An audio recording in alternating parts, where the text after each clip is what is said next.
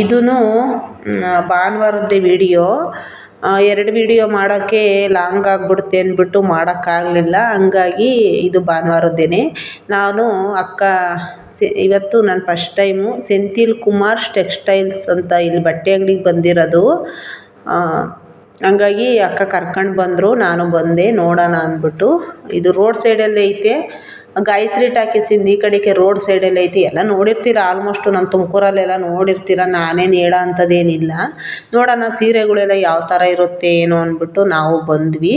ನಾವು first time ಬಂದಿರೋದು, ಅಕ್ಕನೂ ಬಂದಿರೋದು ಫಸ್ಟ್ ಟೈಮೇ ಅಂತ ಇಲ್ಲಿ.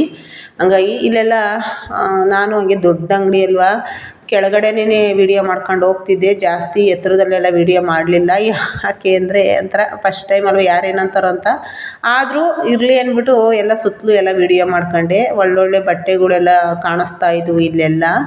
ಅಕ್ಕನೂ ಬಂದರು ಸೀರೆ ಹತ್ರ, ಸೀರೆ ತಗೊಳ್ಳೋಣ ಅಂದ್ಬಿಟ್ಟು. ಅಂದರೆ ನನಗೆ ಸೀರೆ ಕೊಡ್ಸೋಕೆ ಅಕ್ಕ ಕರ್ಕೊಂಡು ಬಂದರು.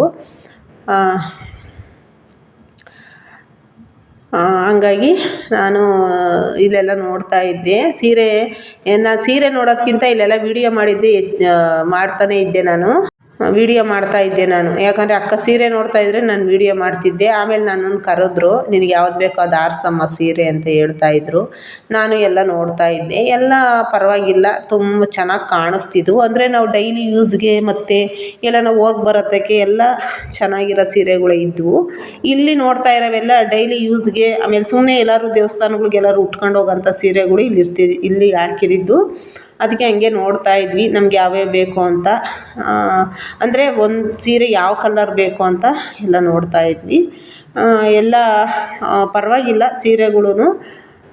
ಹಂಗಾಗಿ ಇಲ್ಲಿ ನಾನು ಫಸ್ಟ್ ಟೈಮ್ ಬಂದಿರೋದ್ರಿಂದ ನಾನು ಜಾಸ್ತಿ ಸೀರೆಗಳ್ನ ತಗೊಂಡಿರೋದು ಅಂದರೆ, ಇದು ನಾನು ಇಂಥ ದೊಡ್ಡ ಅಂಗಡಿಗೆಲ್ಲ ನಾನು ಯಾವತ್ತೂ ಬಂದಿಲ್ಲ.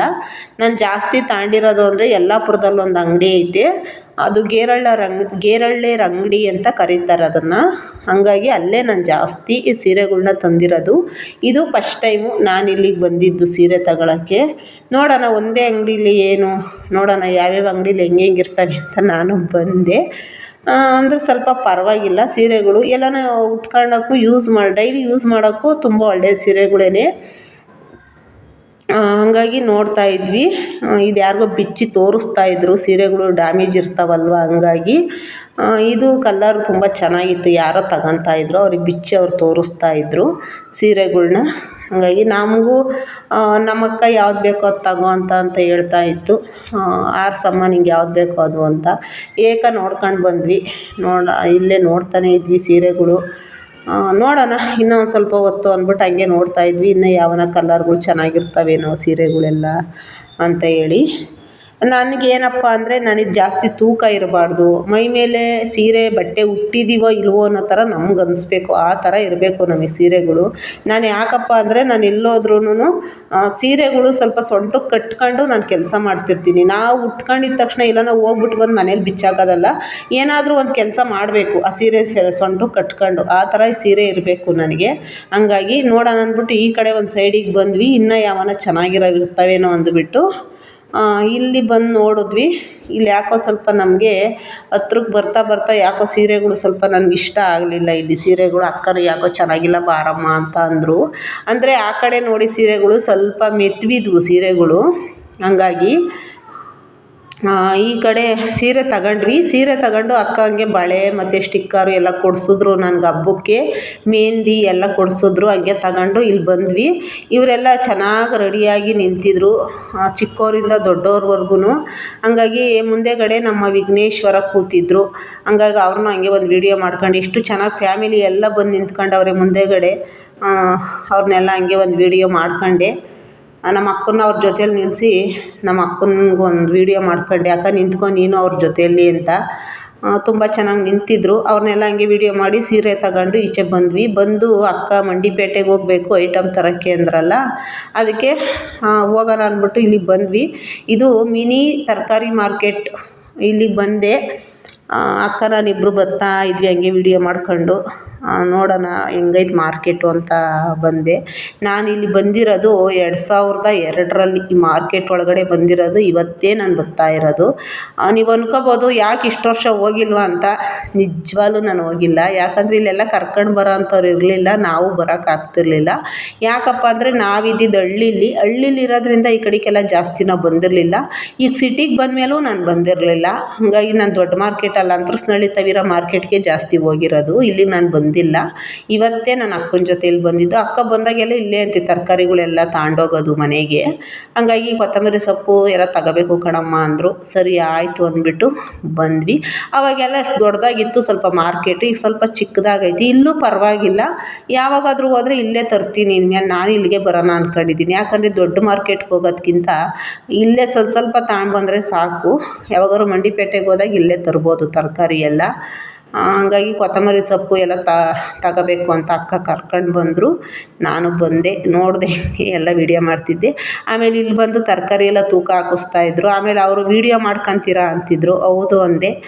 ಆಮೇಲೆ ತಿರ್ಗಾ ನಮ್ಮ ಅಕ್ಕ ಇದ್ದರು, ಅವ್ರದ್ದೊಂದು ಯೂಟ್ಯೂಬ್ ಚಾನಲ್ ಐತೆ, ಅದಕ್ಕೆ ವೀಡಿಯೋ ಮಾಡ್ಕೊತಾವ್ರೆ ಅಂತ ಅಂದರು. ಆಮೇಲೆ ಅವ ಅಣ್ಣ ಕೇಳ್ತಾಯಿದ್ರು ಯಾವ ಹೆಸ್ರೇನು ಅಂತ. ನಾನು ನನ್ನ ಚಾನಲ್ ಹೆಸ್ರು ಹೇಳಿದೆ. ಅವರು ಏನು ಮಾಡ್ತೀರಾ ಅಂದರು. ನಾನು ಈ ಥರ ವೀಡಿಯೋ ಬ್ಲಾಗ್ ಮಾಡ್ತೀನಿ ಅಂದೆ.